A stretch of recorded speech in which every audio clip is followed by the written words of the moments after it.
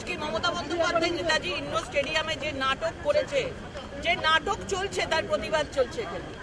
26,000 পরিবারকে হত্যা করা হয়েছে, রীতিমতো হত্যা করা হয়েছে তাদেরকে।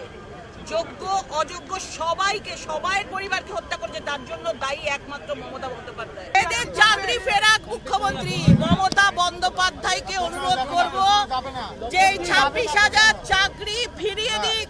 আমি আপনাদের বলবো, যারা যোগ্য, যারা বঞ্চিত হয়েছেন, আসুন আমরা দুটো ভাগে ভাগ করি। এখনো পর্যন্ত সুপ্রিম কোর্ট আমাদের জানাতে পারেনি কারা যোগ্য আর কারা অযোগ্য। আইনে বলা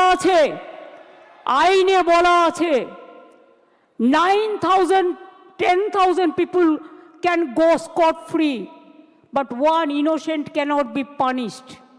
এটা হচ্ছে আইনের প্রিন্সিপাল। 2022 থেকে খেলা শুরু করেছিল, একটা নোংরা খেলা। চাকরি দেওয়ার ক্ষমতা নেই, চাকরির কারার যাদের ক্ষমতা আছে তাদের আমি ধিক্কার জানাই।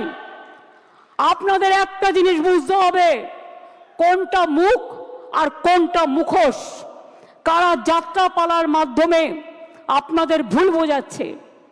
রাজ্য সরকার সর্বতোভাবে প্রচেষ্টা নিয়েছিল